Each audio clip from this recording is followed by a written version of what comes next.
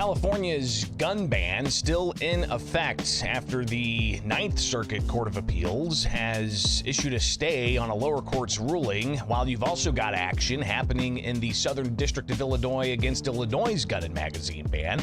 A date being changed there for the state to respond. Welcome in, Bishop on Air.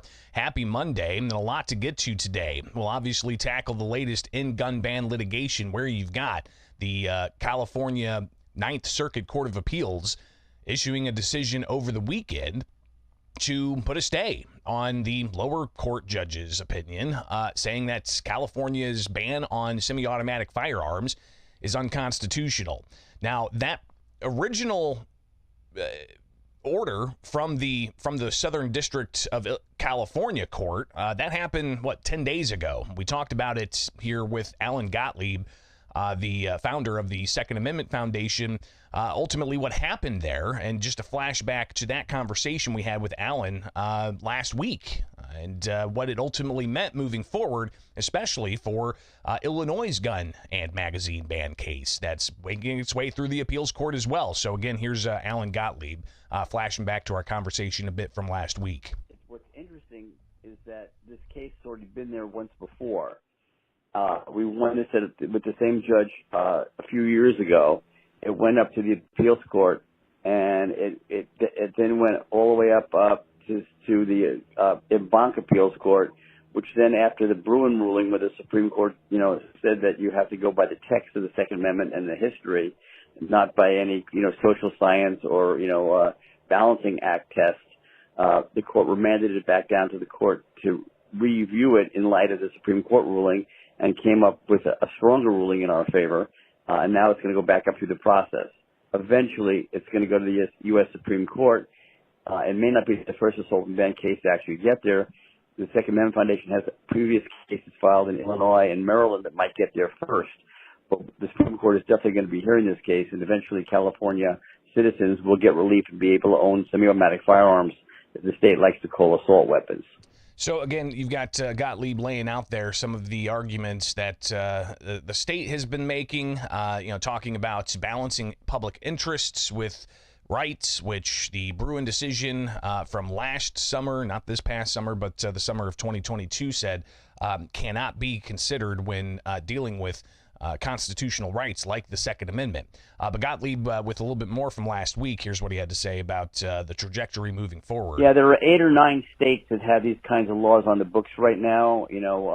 California, Oregon, Washington, Illinois, Maryland, New York, New Jersey, Massachusetts. And so it's going to impact us. It's going to take time.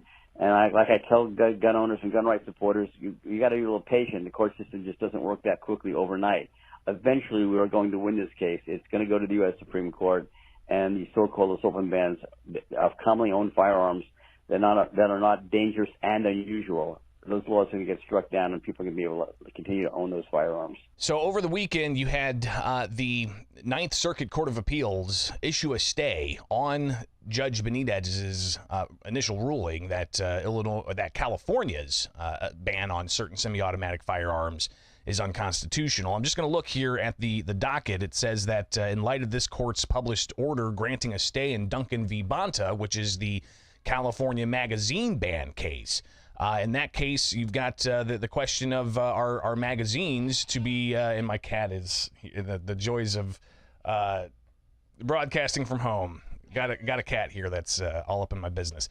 But you've got the Bonta case, which is the magazine ban that the Ninth Circuit Court of Appeals put a stay on after Judge Benitez ruled that the magazine ban's unconstitutional. So the court says, in light of that published ruling, concluding that the Attorney General of California is likely to succeed on the merits of that case, and they said, in similarities between Duncan and this case, we grant appellant's motion for an administrative stay on the district court's October 19th permanent injunction, because it is a permanent injunction, and judgment. And granting an administrative stay, we do not intend to constrain the merits panel's consideration of the merits of the appeal in any way.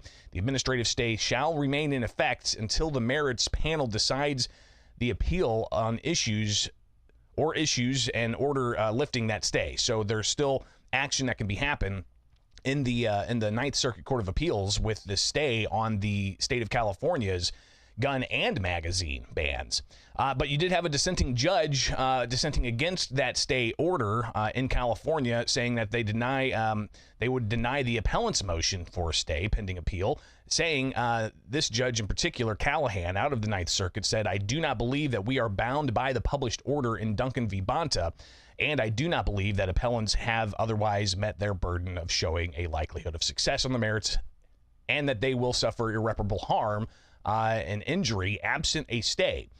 So interesting to see some of the back and forth there from the courts. That's California, right? Dealing with California's semi-automatic ban and magazine ban. But if you look at Illinois, there was even action last week when it comes to the plaintiffs, federal firearms licensees of Illinois, asking the Southern District of Illinois to reconsider and to have an amendment, rather, of their complaint to try to halt Illinois' gun registry. So this is back in the Southern District, while the Second Amendment case is being deliberated by the Seventh Circuit Court of Appeals in Illinois, challenging Illinois' gun and magazine ban. You've got the federal firearms licensees of Illinois asking the Southern District judge, who already issued a preliminary injunction in this case, to allow for an amended complaint to try to halt the gun registry. That opened October 1st, and here we are at the end of October, and at least the first 3 full weeks of gun registration data, it only shows 0.08% of firearms owner identification card holders in Illinois registering and disclaiming that they have a banned firearm. So last week we had the Southern District of Illinois federal court say that they have to, the state has to respond to a motion to appeal, rather not a motion to appeal, to amend the Southern District case, and they were given a November 6th deadline from Judge McGlynn for the states to respond to that amendment motion. But then over the weekend on Friday, you had McGlynn scratch that date. So it's not November 6th now. It's now November 1st. So we actually, 5 days earlier than anticipated, the state's going to have to respond to the federal firearms licensees of Illinois' request to amend their complaint. So that's another update here when it comes to the issue of how exactly we're going to see this play out back in the Southern District when it comes to the question of, are we going to have the registry move forward with that January 1st deadline to register firearms, or face a possible Class A misdemeanor or a Class 3 felony for second and subsequent offenses? The federal firearms licensees of Illinois asking for that to be postponed or shot down entirely. But you Thomas Magg's case lingering as well, where you've got him saying that it's too vague to enforce, and Judge Stephen McGlynn considering that also. So a lot of movement over the weekend, not just in California, but also in Illinois, where the deadline for the state to respond to that motion to amend their complaints from the federal firearms licensees of Illinois, moving the deadline from November 6th to November 1st. So we've got, 2 days the state has to now respond to the motion for an amendment there. I talked with State Senator Jason Plummer before legislators left for the first week of fall veto session on Thursday, and he's got that measure that would hold harmless individuals who purchased firearms during that 6-day window that Judge Stephen McGlynn issued a preliminary injunction in Illinois against the state's gun and magazine ban, and people went out and bought firearms during that court-ordered injunction. They were following the law. The court enjoined the state, and these individuals went out and purchased firearms, but state police say that they cannot legally register those firearms after January 1st, 2024, because they were obtained after January 10th, 2023, when the state's gun and magazine ban went into effect. So Jason Plummer, he wants to essentially change state law to allow those individuals to register those firearms if indeed the courts uphold Illinois' gun and magazine ban. Here's Jason Plummer. Well, obviously, the folks on my side of the aisle love the concept. It's very common sense. It shouldn't matter where you stand on the Second Amendment issue. This is just common sense legislation. Unfortunately, right now we're not getting a lot of traction with the other side, but there's still time to go before January 1st. So still time to go before January 1st. Jason Plummer hopes that the final 3 days of fall veto session, they could possibly deal with this. But clearly there's a lot of back and forth as to how exactly to deal with violent crime and the different perspectives there are. Plummer, he lays out that indeed he thinks that this law is unconstitutional and is looking for some changes to how the state goes about dealing with violent crime.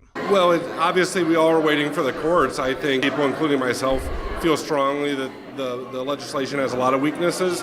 It's unconstitutional. I think ultimately the courts will rule that. So why the governor, why the attorney general, why their legislative allies are putting law-abiding Illinois gun owners through this circus is just frustrating to me.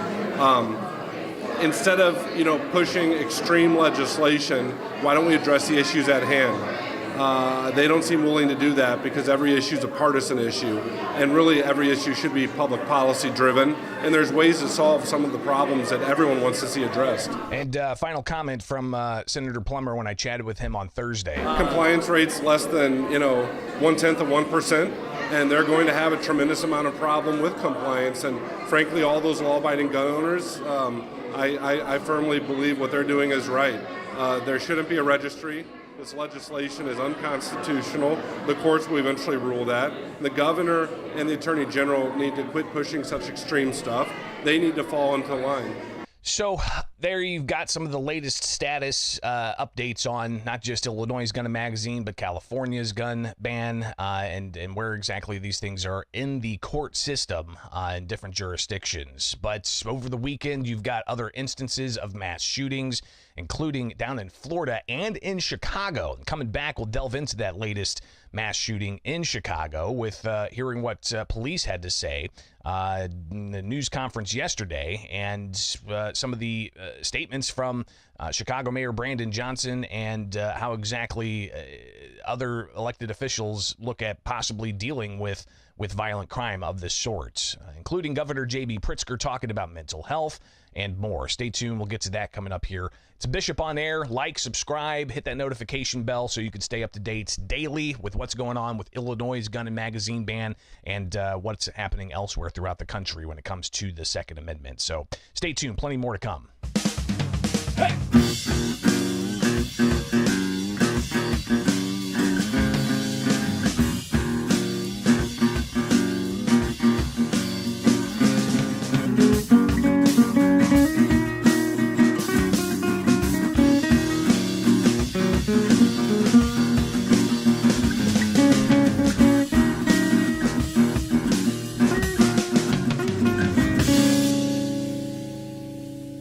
Another mass shooting out of Chicago where you've got several people who are considered in critical condition as police continue to investigate what happened there, but they do have a suspect in that early Sunday morning shooting. Now, this follows, of course, another similar type of shooting down in Florida, and that all happens a week after or so of the mass shooting that happened in Maine.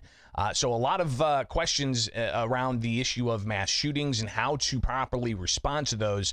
Obviously, you've got the questions of gun and magazine bans being challenged on Second Amendment grounds and whether that's the answer to limit what kinds of firearms law-abiding citizens can have, let alone trying to curb any kind of violent crime from criminals who may have certain types of firearms. But let's hear what Chicago police had to say yesterday at a news conference up in Chicago following this story of around 15 people shot, 2 critically injured. Here is a police official from Chicago PD yesterday. Shortly after 1 in the morning, 10th District officers responded to the 1200 block South Pulaski, where a shooting had just occurred at a Halloween gathering. Approximately 100 people were attending. Upon arrival, the officers were given information from partygoers with a brief description of the offender as well as the direction of flight. Responding officers observed the offender on the 4000 block of 14th Street. They placed him into custody immediately. A protective pat-down resulted in the recovery of a firearm. The victims, who range in age from 26 to 53, were taken to different hospitals within the area. 2 of the victims were transported in critical condition. The others were transported in good to fair condition. At this time, Area 4 detectives are investigating They're interviewing the suspect, and they're trying to investigate what led up to the shooting. Victims and witnesses did relate that the suspect was ejected from the party, and he came back a few minutes later with a gun and began to shoot. We know that the location where the gathering took place has a history of throwing unlicensed events. Once CPD concludes their investigation, Business Affairs and Consumer Protection, BACP, and other city agencies will investigate and issue enforcement actions as needed. So you've got the investigation not just around the suspect, but also around the facility. Here is the alderperson from that area where that mass shooting occurred early Sunday morning. Hello, I'm Alderman Scott of the 24th Ward, and this senseless incident happened in my community. I don't know whether to scream or to cry. We shouldn't be out here on a Sunday because 15 victims lay in the hospital because they were shot, because someone couldn't get back into a party. When does this end, community? When does the fight stop fighting one another? I appreciate my community for being out here. I appreciate all of the elected officials. But I want you to know, community, I want you to know if you're looking and you are the bad guy, this has to stop. At what point does it stop? At what point does a parent, a grandmother, or a father get tired of burying their children? Clearly, a question that's difficult to fully answer. How do you get the violence of this nature to stop? Allegedly, somebody was told to leave a party and not come back, and they came back and allegedly shot the place up. And I would share with you video from X, but it's graphic, and no need to share that with the audience this morning, but you can clearly go and find it online if you'd like. But it's a tragic incident where you've got somebody who clearly needs to be held accountable for their actions. You did have statements issued by Chicago Mayor Brandon Johnson hours and hours after the actual story popped, and calls for some kind of statement, because Chicago Mayor Brandon Johnson really hasn't, in a way, held many news conferences to talk about the violence that happens on the streets of Chicago every day. Because some of the headlines, I mean, I'll just go through some of the other headlines. Man 61 shot to death in West Garfield Park. Man shot and killed while riding bicycle in Woodlawn. Woman shot at Navy Pier after verbal altercation on a ship, police say.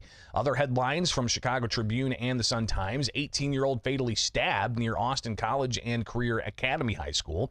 And pilot program would give CPD officials ownership over cases, and it could change how police handle homicide investigations to try to get that clearance rate up. But clearly you've got questions about enforcement and how to possibly battle against these types of parties that aren't sanctioned. Here's a Chicago police official being asked about this particular location where the mass shooting happened in Chicago early Sunday morning. Again, 15 people shot and 2 critically injured. And you've got this happening at a place where, yeah, it's an art gallery, but it was an unsanctioned party. Right now, that's I was talking to BACP, and we do know that it is a licensed art gallery, and that's all we know about it. However, we know that they do host events that are not sanctioned, so therefore their art license doesn't allow that. We've had an incident back May 6th where we had to shut them down for an event, and this is another event that resulted in a tragedy. The one earlier on, we didn't have anything, we were able to catch it real quick. This one was all done by word of mouth, so we were not aware. We were caught off guard. So again, police saying that they were caught off guard by this because they even had an incident back in May, unsanctioned event. They were able to shut that down, but Sunday morning's event going through word of mouth, and maybe police are going to be keeping a closer eye on some of the chatter that they have access to, be it on social media channels or however else they spread the word about these unsanctioned events.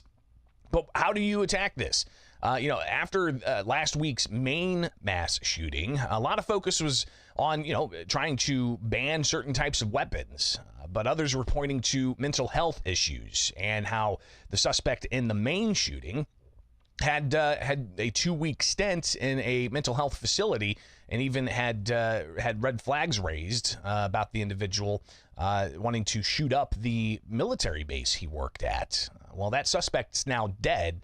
And found last week, apparently from a self-inflicted gunshot wound, but still the issue of mental health, very, very top of mind for many. Governor J.B. Pritzker was asked about mental health issues last week. I don't know how it necessarily deals with what could be gang violence, but here's the governor from last week. It's so incredibly disappointing that our nation has not acted on gun safety laws that really would keep these kinds of guns out of the hands of not just somebody who's mentally ill, but somebody who isn't and wants to do harm to a lot of people. And I will also say that there are many people who say in the wake of this, oh, don't go after these assault weapons. We should really be focused on mental health. Good. We should go after mental health. We should invest in mental health. But many of those same people, these are the NRA types, many of those same people, the elected officials, don't actually invest in mental health. They don't vote for budgets that help us with 24/7 facilities or attracting more workforce for treating mental health challenges.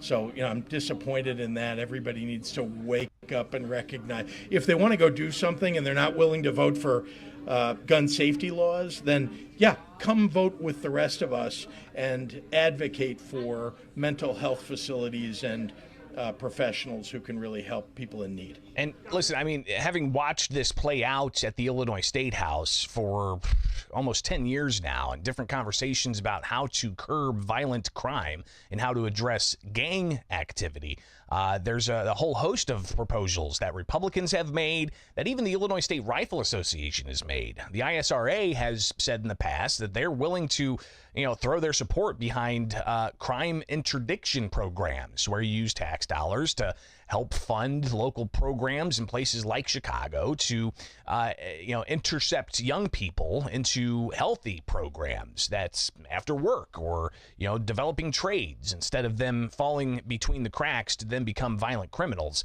and lead to what is alleged to be a incident where you've got alleged retaliatory attack. And even Mayor Brandon Johnson in his statement recognizing that, saying early this morning, and this was on Sunday, there was an alleged act of retaliation at a Halloween party in North Lawn community that left 15 people injured. Initial reports indicates the suspect was asked to leave the gathering before returning and senselessly opening fire. Goes on to say Chicago police responded to the shooting, then goes on to say that Chicago community safety will ensure that victims and survivors have the resources they need. Further goes on to say that Johnson's office will continue to mobilize full force of government to address those who have been hurt. And he goes on to say that sadly, mass casualty events like this are not exclusive to Chicago. Talked about a shooting down in Florida and Texarkana. And then you've also got the mayor saying the proliferation of high-powered artillery is tearing the fabric of our nation. And as long as I am mayor, Johnson says, Chicago will continue to lead the call for common-sense gun reform to bring safety to all communities. So, again, looking at gun reform instead of maybe some of the other issues that could address it, like dealing with mental health, like dealing with bipartisan support for crime intervention programs and making sure that those are actually programs that are held accountable. Again, just to hear what State Senator Jason Plummer said about the constant push to limit individuals' Second Amendment rights instead of actually going after some of the substantive reforms that could help curb violent gang activity. Instead of pushing extreme legislation, why don't we address the issues at hand? They don't seem willing to do that because every issue is a partisan issue, and really every issue should be public policy driven, and there's ways to solve some of the problems that everyone wants to see addressed. So will there be substantive conversations about all of those things? I guess we'll sit and see if indeed that does come about, but clearly there are substantial concerns surrounding the issue of gang violence, around mental health, while you've got some policymakers saying that the right's path is to instead curb the availability of commonly owned firearms, which is at the center of gun and magazine ban legislation that is currently being challenged in courts across the country. So plenty to talk about all of that. We'll definitely be tracking that here in the weeks ahead. I'm Greg Bishop. Thanks for hanging out. You can follow me anywhere. Just search Bishop on Air right here on YouTube. Like, subscribe, and get that notification bell. And be sure to tune in each and every weekday morning as we do updates on what's going on with a variety of issues, including the litigation against gun and magazine bans in the state of Illinois and elsewhere. All right, stay tuned. We've got more coming up, including a conversation with William Kelly out of Chicago about the mass shooting, about crash and grabs, and also the increasing cost of migrants in the city of Chicago. So stay tuned. That's coming up here with Bishop on Air. You can always get a hold of me. Just search Bishop on Air and find out how to connect on social media.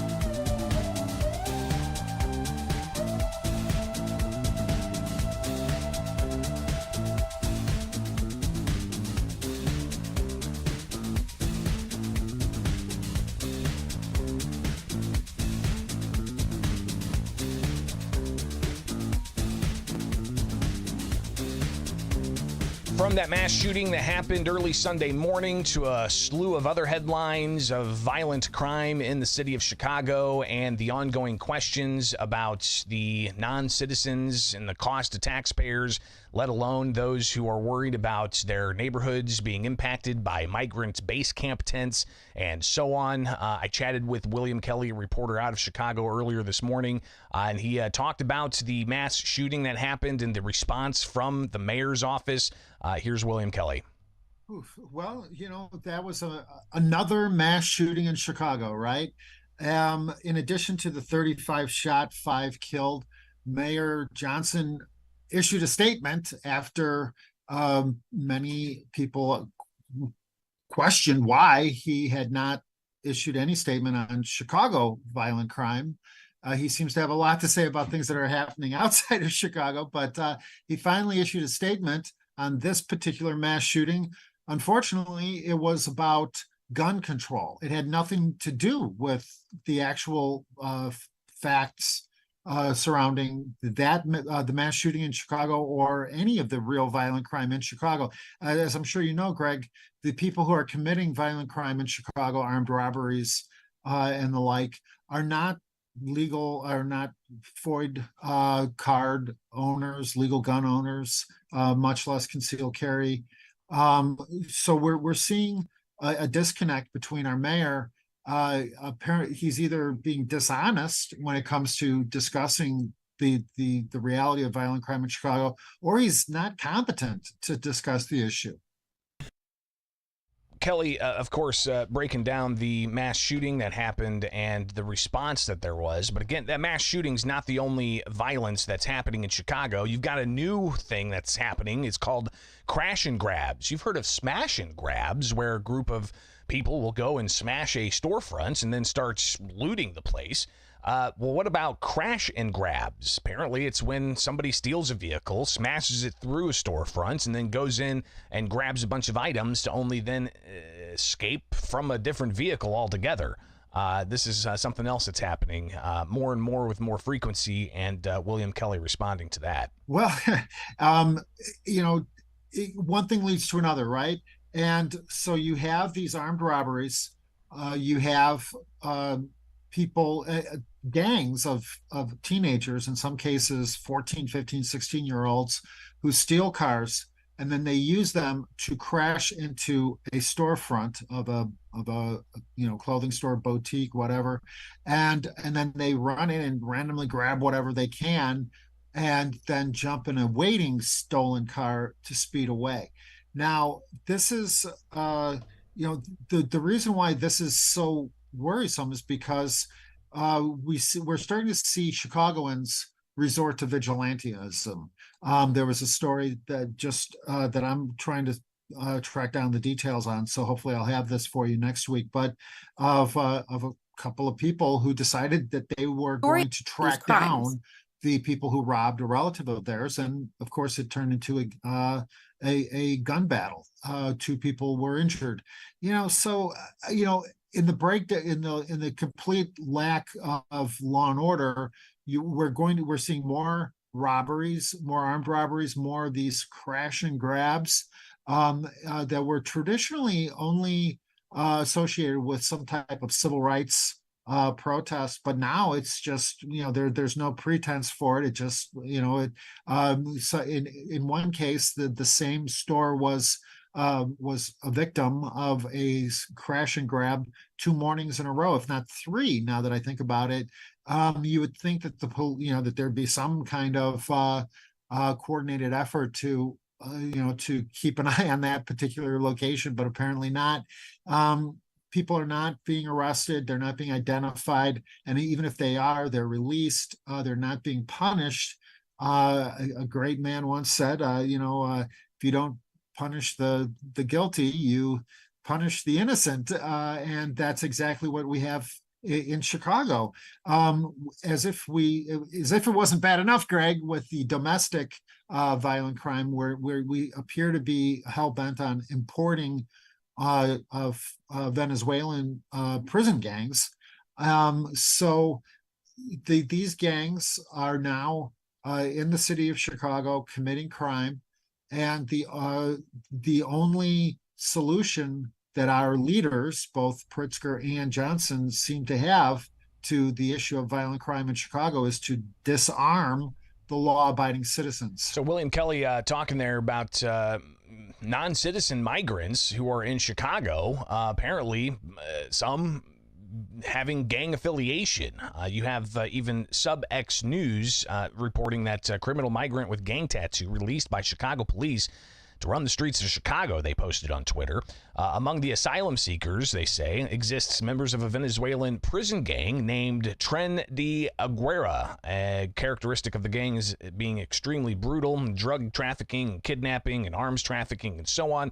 Again, you can find more about that reporting from Sub-X News, but William Kelly also talked about that in relation to the growing costs of non-citizens in Chicago for taxpayers to foot the bill, but also concerns about safety. More from William Kelly. Well, you get more of what you pay for. A recent contract was just renewed with a group called Favorite Staffing for $40 million. They run, for example, the Inn of Chicago, this luxury hotel right off the Magnificent Mile that has the largest number of migrants. They recently billed the city of Chicago for 1 week over $500,000, $580,000. What is that money? What could the staffers at this location possibly be billing the city for $500,000 for 1 week? Garbage is piling up. The migrants typically are on the street, and as you know, I mean, we're seeing more and more migrant-related crime in the city of Chicago. Kind of to go back to the issue of the Venezuelan prison gangs, this one gang in particular, TDA, which is known for murder, human trafficking, arms trafficking. They're now apparently in the fake ID business. You're going to see more and more of this as people are the victims of these robberies.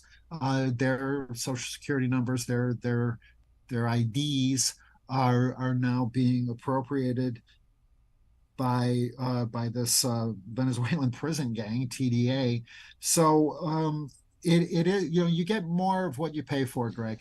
Clearly, not the last we're going to hear of those violent crimes happening in Chicago, especially when it comes to the questions around migrants and this Venezuelan gang that could be in certain numbers up in Chicago, and how that impacts public safety.